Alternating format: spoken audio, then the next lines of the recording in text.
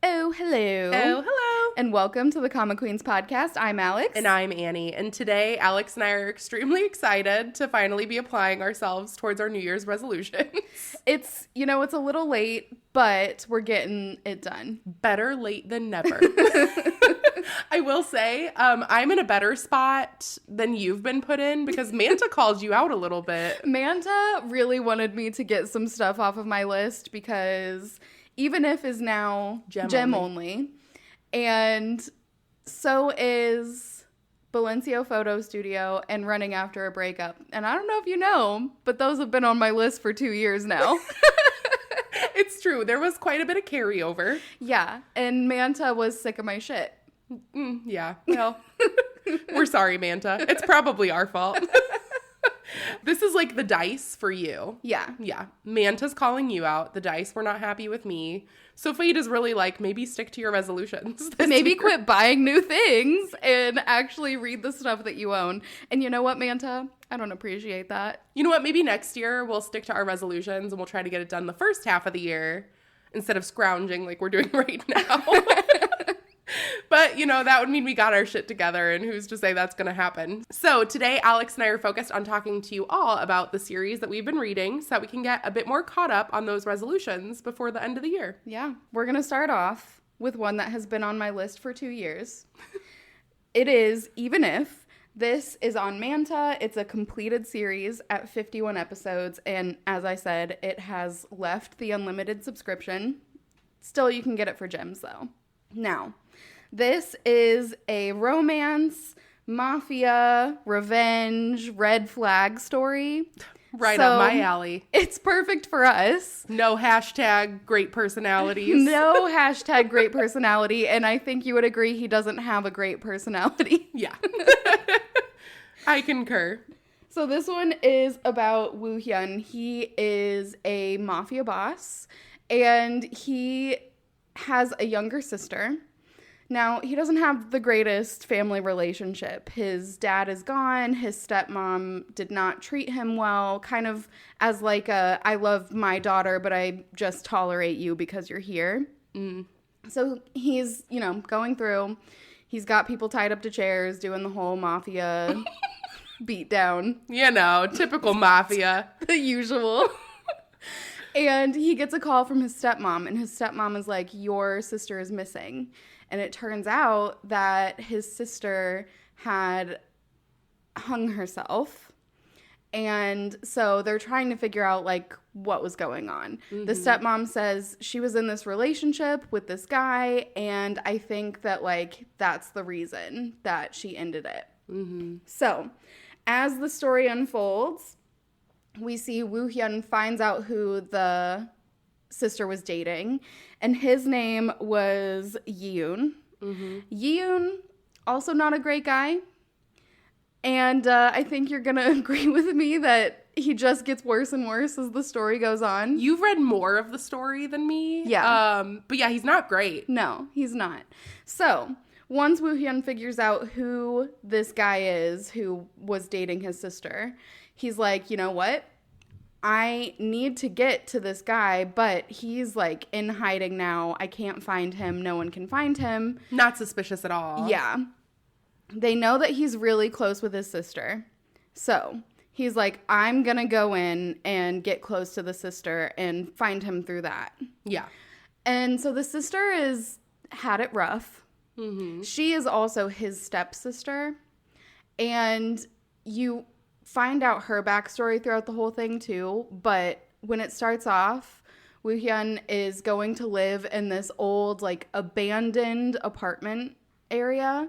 She's the only person who lives there except for a lady and her elderly mother. Mm-hmm. Now, you find out that the reason that she lives in this abandoned apartment is because she can't find work anywhere. And the reason that she can't find work anywhere is because her stepfather was a serial killer.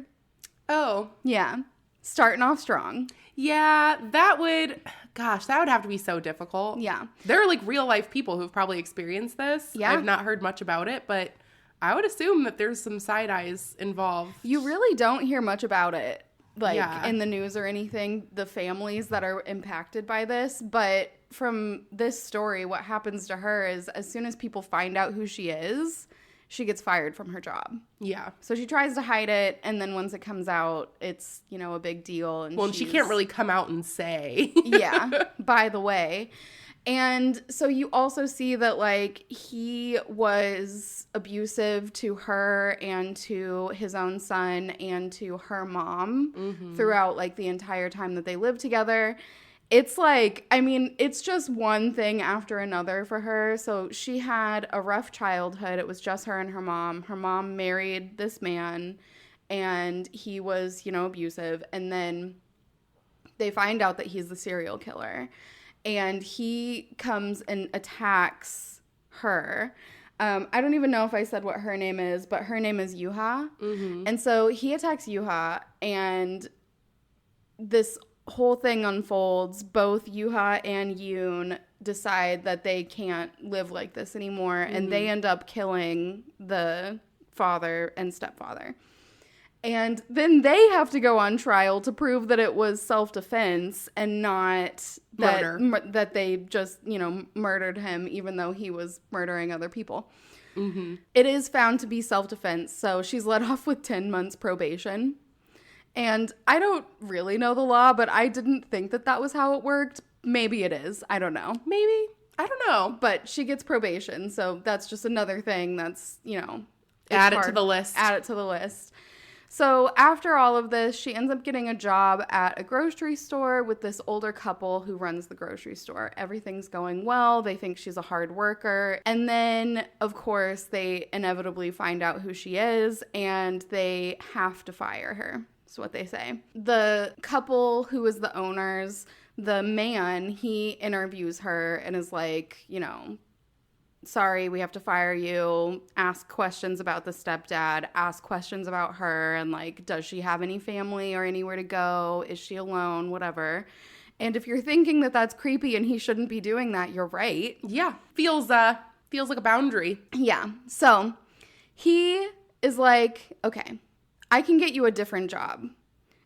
You just have to get in my car and we'll go see it. Nope. So she does, because she doesn't have any other options, and this couple has always been nice to her. So she's not assuming anything bad's going to happen. Yeah. Unfortunately, this man is seeing this as an opportunity to take advantage of her, so he takes her out to the woods, and he's going to assault her. She realizes what's happening, gets out of the car. She ends up, like, kind of knocking him out and running away. And then the police come and find her again because he said that she seduced him. You wish, buddy. I know. And taken him out and, like, you know, beat him over the head. And there was not enough evidence either way to convict either of them. So it's just kind of let go. Yeah. All of that has led up to her living in this abandoned building.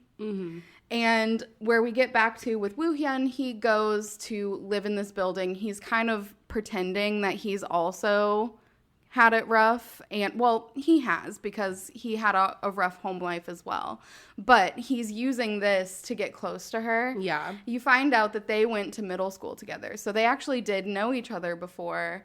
And so he uses this as kind of like an in to start talking to her. Like an unfortunate segue. Yeah. It's like, we went to middle school together. Let's have ramen. And she can't say no because she doesn't have food. Yeah. So they end up starting to get close to each other. They find out where the brother Yoon is hiding. Eventually, they don't even go through her to find it out. There's someone else, like, in his organization who is trying to go against him. So there's all of those, like, politics of the people at the top kind of playing each other. Yeah. And he's a favorite of the number one guy. And there's another director who doesn't like that he's the favorite. So there's all of this animosity between them. And, like, he's trying to attack the girl. He's trying to protect her, even though he's also trying to use her. So it's a bit confusing on what he's doing. His guys are like, I don't know what's going on anymore. Annie's like, you kind of lost me. No. Yeah. So I think he's got mixed feelings himself, too. Yeah. Until Yoon ends up getting killed. And after this, Yua finds out what happened. and that he was just using her. And so they have this like confrontation where she goes to talk to him and is like, I thought that you wanted to be with me, and I kind of knew that you were using me to look for my brother, but I just let it happen because I was so lonely and I wanted your attention, so I didn't care. That's so sad. And you're gonna hate this then. Oh my God. He says, you are so stupid. How could you ever think that I would have feelings for you? It's never gonna happen. So get that out of your mind. And he leaves. She's devastated. Fuck him. Yeah. She does end up getting another job, and eventually these people do find out about her past again, so, the cycle continues there. And actually it's the wife of the grocery store owners who tells everyone what happened, because she comes into this grocery store where she's working now and is like, you're the one who seduced my husband, and like makes a whole scene. And then again, they're like, we have to fire you. So she ends up getting let go again. But all of this is going on. He is kind of realizing that he fucked up. Really? He's starting to regret his decision. The rest of the story is essentially him groveling to her to get her back. Good. Yeah. Would you say it's like about 50% of the story is the groveling? Yeah. That feels maybe appropriate. Yeah. I really think you would like this one, because I know you have complaints when stories don't feel like the characters have appropriately groveled. And this one was pretty satisfying, just with like his complete turnaround and tries to do every single thing for her now and is just apologizing endlessly. So I liked it. All right, fine. I guess I forgive him. Yeah, he sounded like an asshole, but I mean, we all know I've read the hot guy tag. I'm not here for nice people. I'm not here for the nice guy tag. Well, speaking of a nice guy tag, there is actually a nice guy in my story, or I guess he's a little bit more morally gray, but we'll get into it. Mm-hmm. The story I'm talking about first is Dagger to the Heart. This is a webtoon series that is currently on hiatus. It's only 11 episodes, so it was actually really easy for me to catch up on. But it's a romance fantasy series, and it'll be back in early December. This story follows an assassin named Raphael, and he is contracted to kill the princess of the empire. And he's like, money's money. They give him a huge lump sum, and he's like, this is great. But he gets contracted to do this by the House of Vipers. And when they go to shake hands, they end up putting a brand into him, which is like their seal of a contract. Mm-hmm. And it means you will do this successfully and kill her. Or if you don't do it by the allotted time frame, which they haven't disclosed to him, then this will make sure that you die, so that you don't say that we had contracted this or like get us in trouble or anything like that. So he's like, okay, well, it's fine. I'm just going to go and stalk her and kill her, and then I won't have to worry about whatever this, bad end of the deal is. Mm-hmm. And so when she goes to her room for the night, he goes to break in. He goes to stab her in her bed, and she's not in it. She made like a fake body of pillows. And she jumps out from the corner, and she is extremely strong and much faster than him. So he's bitten off a lot more than he can chew. And as they're both just kind of like trying to take each other out first, she ends up reaching over and touching this box and getting dust on her finger and poking him in the head with it. Mm-hmm. And he immediately tries to stab her, and he can't. Like, physically, he's holding the knife trying to, and his body won't let him do it. And he's like, what the hell did you just do me? Did you curse me? So he flees because he knows that obviously her attendants are going to come in and wonder why her entire room is destroyed. Mm-hmm. Which she explains away with, I had a nightmare. Violent. Violent nightmare. But he runs away, and for days, Raphael's just like, what the hell is happening here? Like, he makes multiple more attempts at trying to kill her, and it's always flubbed. Like, he's hiding through this, like, ceiling with all these hanging, like, curtains, and he gets tangled in the curtains when he tries to, like, cascade down. Mm-hmm. And he just physically can't get to her at this point. In the meantime, Princess Suzette is socializing with a bunch of the ladies of the kingdom, and you can tell that she's trying to figure out who contracted a kill on her. She's like, it's obvious that it's somebody here, and I don't trust anybody. Yeah. Very, very astute of her. Mm-hmm. We've read a lot of stories. You don't trust anyone. She's taken my advice. Yes. So she's just trying to keep tabs, and she's like, I don't know, one of these people is probably trying to betray me. And in the meantime, she ends up meeting up with Raphael and explaining that what she's done is afflicted him with stardust, which means that he's now bound to protect her, so he can't cause her harm. So he has 2 conflicting contracts on him, and he's like, I'm gonna die. Yeah. And she's like, yeah, well, you're the one who was contracted to kill the princess, and you said yes. So yeah, you'll die eventually. But she's like, I'll try to help protect you and break whatever this seal is if you help me in return. So she's now counter-contracted him, and she's like, I can't trust people even who are close to me. I need you to help me figure out who has put out a bounty on my head. Yeah. So as you see this, she says, I need you to go and grab this priestess's ring because it's just extremely valuable, and it'll help me to determine who's doing all of these things. It's like how you channel all the magical energy. Yeah. And so he goes into this church to try to steal this ring, which is on the head priestess's finger. And multiple people catch sight of him, and he finds out that he resembles sirens, which are like demons in this land. Like, they're just horrifying creatures. Of the sea? Of the sea. Yes. But so a bunch of people spot him in the crowd, and they're like, oh, there's a siren. And the high priestess is like, no, the shadows are playing tricks on you. And then more people are like, no, there's really a siren over there. And so everyone's running around, and they like catch the building on fire. And he grabs the ring in this huge flurry. But basically they go into this tavern, and they're doing a debrief. And where it leaves off, you get to see that Sazette is really trying to play her side of this very closely. But Raphael gets his palm read by someone. And they warn him of 2 things, which is that he has somebody after him that is not related to his contracts, and also the princess is lying. So now he's trying to figure out what the princess is lying about, and he's trying to figure out who's coming for him. Oh my gosh. So it's just not Raphael's best day. No, it's not. But what a mystery. I know. So I love fun. it. It's very funny. Raphael thinks that he's like so suave. He tries to flirt with Sazette multiple times, and she flirts harder, and then he's uncomfortable. And I love the energy. Yeah, that's great. Yeah, so I love it. I'm going to keep reading it. This was an easier one for me. Yeah. So, Starting off strong. yeah, so happy. The next one that I'm talking about has a few more episodes. Okay. This is The Mermaid Scorned. There are 302 episodes. So a couple more. Just a few. This is on Webtoon. It's a fantasy series, and it releases every Sunday.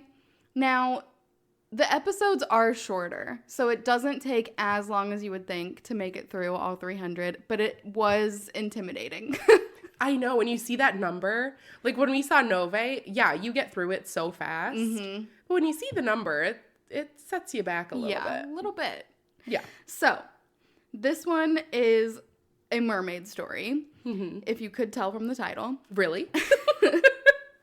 So it starts off with a young girl, and it's a stormy night, and she is having a conversation with her mom and her grandfather. They are telling her that the reason that the storms happen is because of the mermaid scorned. And she is like, what's that? So then they are starting to tell this story. So this is the story that they tell. All the mermaids in this area, they live in Atlantis, and they are called Meridians, and they are ruled by Poseidon and Aphrodite. Okay. Aphrodite is not a part of this story. I think that she is gone, but they don't really say much what happened to her. Mm-hmm. So Poseidon is on his own. He's got 7 daughters. I don't know that that's mythologically accurate. In this one, it is. So okay. He's got 7 daughters. Amber, Sangria, Aegon, Coral, Sepia, Sable, and Aries. Okay. This story is about Aries. She's the youngest one. Okay. She is a free spirit. She's 14. She wants to be out and about on her own. Oh no, is this like a Little Mermaid situation? There are so many panels that look like Little Mermaid panels, so it was fun to read through. A complete aside, but have you watched The Little Mermaid since being an adult? When she's like, I'm 16, I'm not a child. Yeah. Like, yes, you are. I'm like, oh, you're so a child. Your reaction, very childish. I am actually excited that you asked if it was like Little Mermaid, because I was going to just keep telling you the story and see how long it took you to say, this sounds familiar. Well, look at us, same page. Yes, right away. So she is always trying to go off on her own and explore. She has a companion who's a fish. His name is not Flounder, it's Frog. I love this. I know. It's like the better Little Mermaid. Yeah, so her and Frog, they're exploring a ship. They do see a shark, but it's not like trying to chase them down like in The Little Mermaid. Mm-hmm. But then, so she goes back. You find out that she has these patterns on her. They're like stripes, and no one else has them. And so they think that this is caused by an illness. So they're all like very protective of her, and they don't want to like let her out. So they try and keep her from exploring. It doesn't work. Yeah. They have a uncle named Asem, and he's like Sebastian. That's but fair. He's like, he is not a small crab. He's like a huge meridian. Okay. There's lots of lore that you find out too throughout all of this. So the creator does mermay and tells different stories about like all these traits and how things happen. And so there are meridians who can become almost like a shapeshifter, so they look like other creatures, but they're still meridians. And so Asem is like that. And it happens when a meridian egg is put near another creature. Okay. And so that's why he looks like a giant crab. He is tasked with going to find Aries because she is missing their singing event. We're just going to be laughing at every single thing you say. So she is gone to this place called the Treacherous Reef. Okay. But she's done some rebranding, and she prefers to call it the Safe Shallows. A little different. And she takes Asem with her. She's like, you know what? You have to come with me because I'm going whether you come or not. So if you want to protect me, you better get up to those safe shallows. And so then she kind of convinces him to go up and sit on this rock and lounge and just like kind of hang out. And then she ends up showing him her grotto, which is where she keeps all of her treasures. Dingle hoppers. All of her dingle hoppers. She does have a bust of a man and a bunch of other stuff. She's got a lot of historical meridian stuff too. Okay. And so she's telling Asem about these ancient meridian sculptures that she's found. And she's like, look, these meridians have stripes like me. It can't be because I have an illness. There has to be something else going on. Yeah. They do end up bringing her back. And she gets in trouble for going up there. And they're like, you cannot leave again. Because last time you left, you were gone so long. So she makes friends with a guy named Calder. And he is the bastard son of the king. The king is gone. So he just has the evil stepmother who's controlling everything and is mean to him. And his twin siblings that are the middle siblings are kind of mean to him, but they love him, but like they're imitating their mom's behavior, and so they're mean to him anyways. Calder finds Aries and she is injured, so he takes her into the palace and puts her in this giant bathtub essentially. And then she has to stay there until she's healed. So there is a friend, and she's like a bird human hybrid. And so she's flying around. She's like, oh my gosh, I can't find Aries. I don't know what's going on. She finds out that Calder has Aries, and so she gets all in his face and is like, why would you kidnap her? And he's like, no, I didn't kidnap her. She was injured. I'm just taking care of her. So there's all this back and forth, and then the queen finds out that Ares is there and tells Calder, like, you are the only one who's going to be able to go into that room with the mermaid. So either you have to take care of the mermaid or I'm going to kill it. And also, I don't want to see you for 2 weeks, and I don't want anyone else to see you for 2 weeks. That's so specific. I know. So he has to, like, sneak around to, like, get food for her and himself, but he's just kind of hanging out in the bathhouse with her most of the time. Mm-hmm. All the other siblings, they go and talk to him and, like, meet the mermaid and everything. Yeah. And the two middle siblings, Edgar and Emily, they're twins, and Emily is kind of really excited about meeting a mermaid. She's like, This is awesome. Later on, we find out that the queen has hired some mercenaries to kill the mermaid anyway. And so Emily finds this out, tells Calder, and Calder is trying to, like, leave now. Mm-hmm. With Alo, they're trying to sneak out the mermaid. And she is, like, more than 6 feet. Like, they're huge, you know? Yeah. Like, it's not how you would think of a mermaid, like, being the same size as a human. She's not the little mermaid. She's not the little mermaid. She's the big mermaid. And so they're trying to figure out how to take her out because there's guards everywhere. But she has this, like, invisibility thing that Alo can do. So Alo is trying to, like, sneak them out on the cart. Emily distracts the guards because she also doesn't want the mermaid to die. Yeah. And she goes back to the ocean. There's, like, a couple of other things that are going on. So Ares is trying to figure out, like, where all of these stripes are coming from. Mm-hmm. And, like, what happened to the other meridians. And that's where it leaves off. So it is an ongoing series. They haven't really talked about, like, why she's scorned yet. So I'm assuming, you know, all of this is going to happen and something will happen to her, but I'm kind of thinking maybe something happens to Calder. Yeah, maybe. And it makes her mad. Yeah. I don't know. It does eventually deviate from the Little Mermaid. It does, yeah. But there were several scenes that were very Little Mermaid-esque, like the ship that they're on for Calder's birthday goes up in flames. Yeah, the grotto. Yeah, he has a dog whose name is Ash, who looks strikingly similar to another dog that I've seen. I'm glad that it branches out on its own, though, so that's fine. Yeah. And it is really interesting because the mermaids are not... It's not like a human above the waist and the tail below the waist. Yeah. They have fins all the way. They don't look like humans, really, at all. Yeah. So it's very interesting. I love it. Yeah.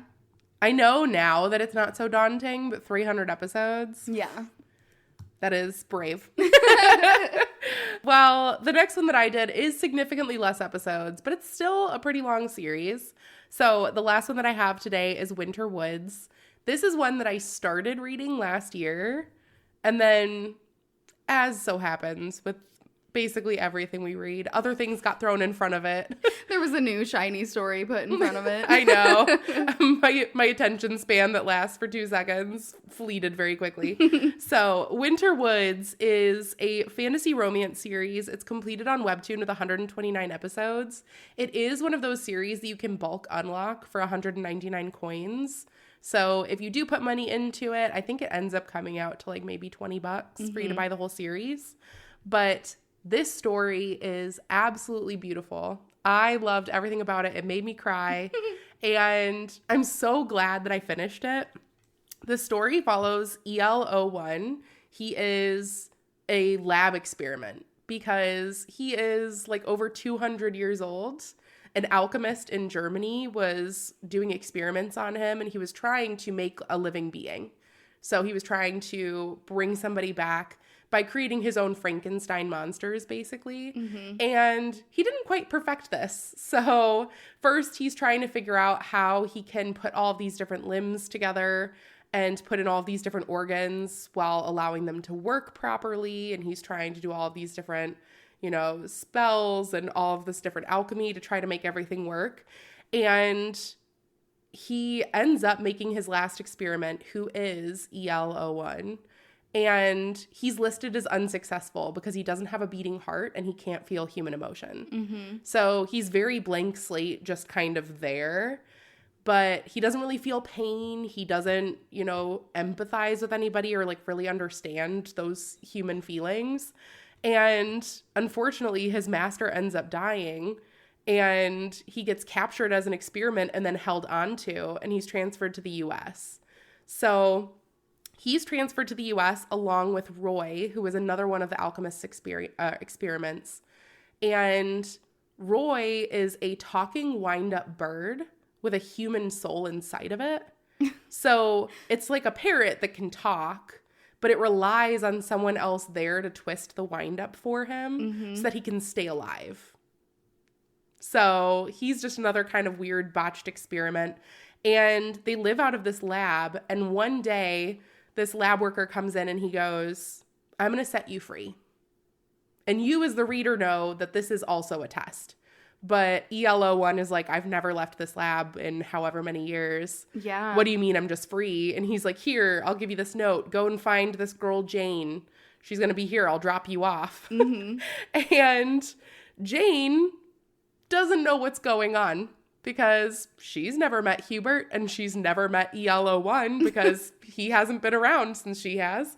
But you find out that Sarah is Jane's friend and she is also the head of the laboratory. And she decides, who better to pawn this lab rat off to than my best friend? And I can just bug her house and I can see, what everything is going on and if he can develop human emotions. So she basically tricks her friend, who is an aspiring children's author, and she's like, ugh, nothing's inspiring me. What am I supposed to do? Writer's block. And Sarah's like, well, if a really good opportunity for an interesting story just fell into your lap, would you take it?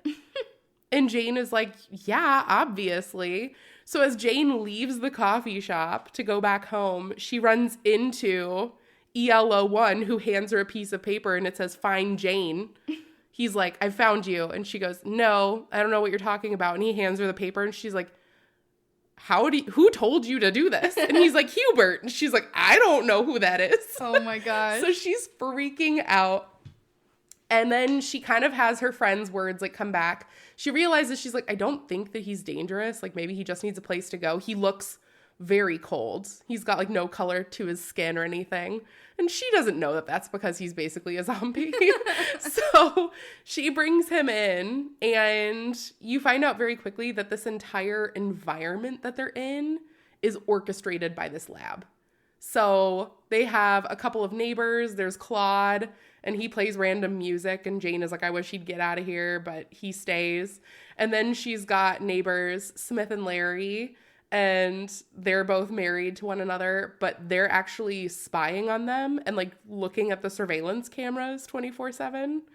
And so like they're trying to catch all these differences and Jane doesn't know. It's like the Truman Show. Kind of. Yeah. So Jane has a hard time with him early on. He doesn't feel human emotions. He's just kind of curious about everything, like a newborn baby, just like looking at everything she's doing, following behind her really closely and making her uncomfortable.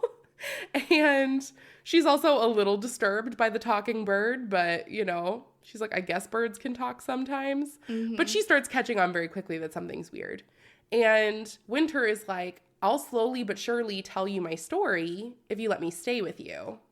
And then you can use my story and then I'll be here with you. So she agrees to it. She's like, whatever. And her friend Sarah kind of financially helps her for no reason. So Jane's just like, cool, Sarah bought us dinner tonight. In the meantime, Jane is starting to work on her story and she ends up sharing with Winter like all of these different emotions and how you feel them. She's trying to explain what happiness is, what sadness is, like anger, everything else. And you start to see Winter experimenting with this himself. So he wanted somebody to feel despair at losing something precious. So one day he's just outside and he sees this blind girl using her cane to walk. And he basically takes it from her and hides it. And so she sits down on this bench and he's just waiting to see how she reacts. Because he's like wanting to study what it looks like to be in despair, and she doesn't react how he expects her to. So like she stays sitting at the bench, and Winter's like staring at her from out the window, and Jane is looking out the window now too, and she's like, oh, that poor girl, like I wonder what she needs, like maybe she needs help. And Winter's like, maybe. And so he ends up going back outside, and he has a long discussion with this girl, and she's had a super hard life. Like you find out that she's just been horribly abused by several different people who took advantage of her not having her sight. And she's like, oh, you know, I'm dating this guy, and sometimes he's really cold too. Like he doesn't quite, you know, show emotions how other people might. So like, you're not super abnormal. And she's like willing to sit down and discuss with him why she didn't like have a complete breakdown about losing the cane and what it actually means to lose something precious. She's like, I could replace the cane. Like it would have been harder for me to get home, but like I could have found my way. She's like, it's not like losing someone or something that's super important to you and like who you are. And, you know, it's just not something of the heart. And so he grows very fond of her because she's helping him work through his emotions. And Jane tells a story about how her grandmother had this seed and how with that seed, like new life can grow and everything else. And he's like, I want to have a life because that seems pretty cool. All of these people seem to really like life, so maybe I should do it. So he takes the seed and he puts it in his stitches where his heart would go. And he goes to sleep, and the next morning, all of his stitches have sewn up. And he is now like having a heartbeat and like a living, breathing person. Huh. So he starts to feel all of these emotions. Yeah. He starts to, you know, want to function as a person. He's starting to get color back in his face.